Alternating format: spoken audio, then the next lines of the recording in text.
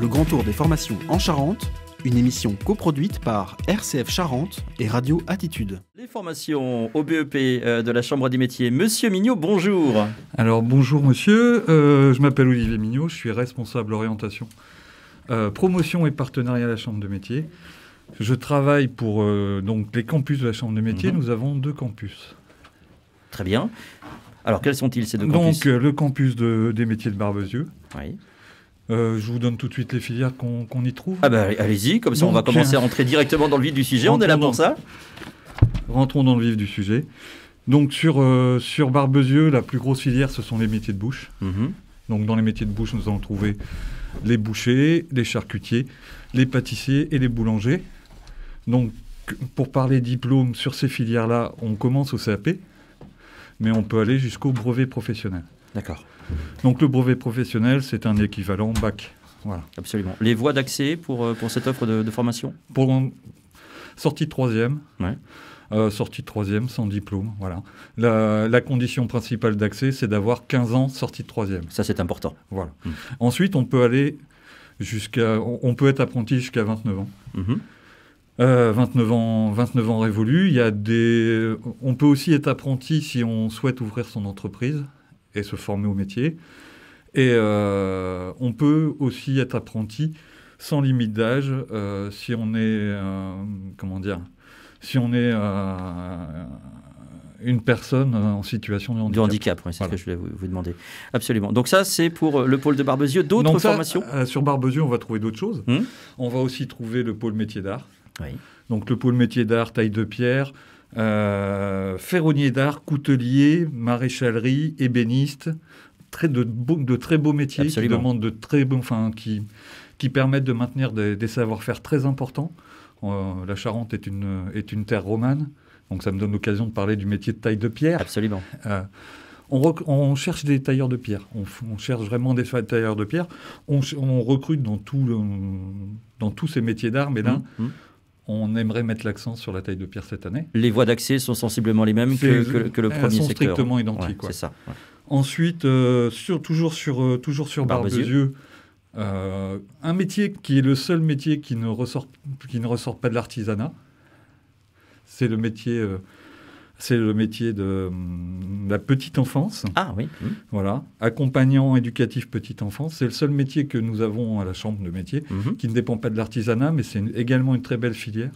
Et là, on forme des jeunes qui viennent de l'ensemble de la région. Très bien. Pour faire le lien, toujours sur Cognac, mais c'est une formation qu'on trouvera aussi sur les 2 pôles. Sur les 2 pôles, ça a changé de nom. C'est excusez-moi, il faut que je me remette le nouveau nom en tête, CAP équipier polyvalent du commerce. Alors, ça correspond à quoi c'est de la vente. Oui. Auparavant, on s'était spécialisé vente alimentaire et non alimentaire. Aujourd'hui, c'est la même formation. On la trouve aussi bien sur Cognac que sur Barbezieux. Et là, il n'y a pas de conditions d'accès. Très bien. Enfin, les conditions d'accès sont exactement les mêmes. Voilà. Traditionnelles, j'allais dire. Donc, pour faire le lien, à Cognac, comme je l'ai dit, le CAP équipier polyvalent du commerce. On va également trouver quelque chose dont on est très fier, parce qu'il n'y a que 3 écoles en France. Le tonnelier, donc le CAP tonnelier. Bon, il est placé à Cognac, je peux expliquer pourquoi, mais ça parle assez facilement aux gens. Absolument. C'est une école qui a été créée dans les années 90. On travaille de très près, mais c'est le cas dans la quasi-totalité des filières, mais je vais mettre l'accent là-dessus. On travaille vraiment beaucoup et de très près avec les entreprises. Sans les entreprises, il n'y a pas d'apprentissage. Logique, absolument. Et là, on est sur un secteur porteur. On est sur un secteur porteur, même si j'ai envie de dire qu'actuellement, paradoxalement, la plupart des secteurs le sont. Très bien.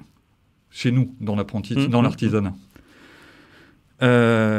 Et puis, on va terminer sur Cognac par les métiers de la beauté, la coiffure et l'esthétique. Et dans les 2 cas, on peut rentrer en CAP, donc sortie de 3e, enchaîné pour la coiffure sur une mention complémentaire, qui est un diplôme équivalent au CAP, mais qui donne encore plus de savoir-faire, un brevet professionnel derrière, et un BM3, qui est un diplôme de la Chambre de métier, qui est un équivalent BTS. Et on fait la même chose ensuite en esthétique. Alors, pour les jeunes et les parents qui souhaiteraient se renseigner, pour être concret, comment peut-on obtenir ces infos pratiques, notamment via le web, je suppose, les réseaux sociaux ? Via le web, donc c'est sur notre site www.cma-du6charente.fr. Et ensuite, il faut prendre rendez-vous et on calera un rendez-vous. Donc sur Cognac, est-ce que je donne les numéros de téléphone ? Absolument, si vous l'avez, bien sûr. Donc sur Cognac, ma collègue conseillère en formation Nathalie Guignard, on peut la joindre au 06 43 97 00 90. Je le répète, 06 43 97 00 90. Et pour Barbezieux ?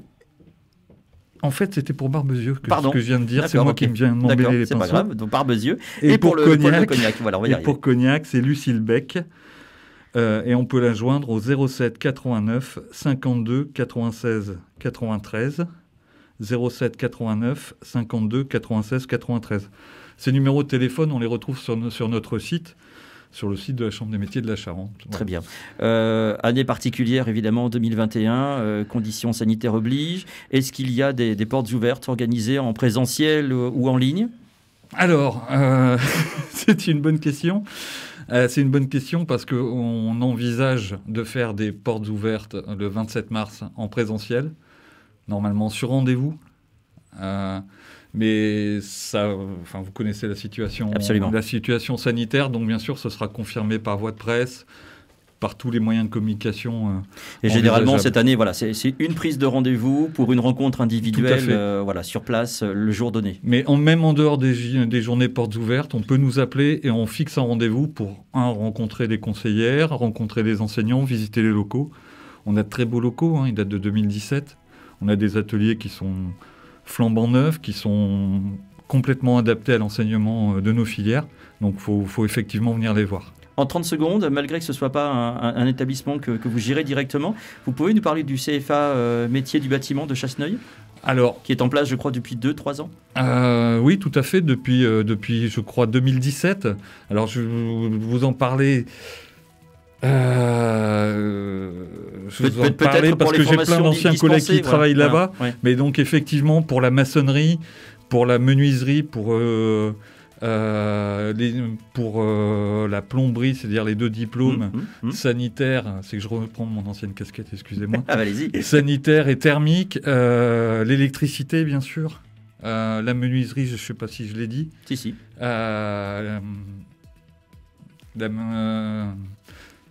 Serrurier métallier, effectivement, faut vous adresser au campus, au CFA du bâtiment de Chasseneuil.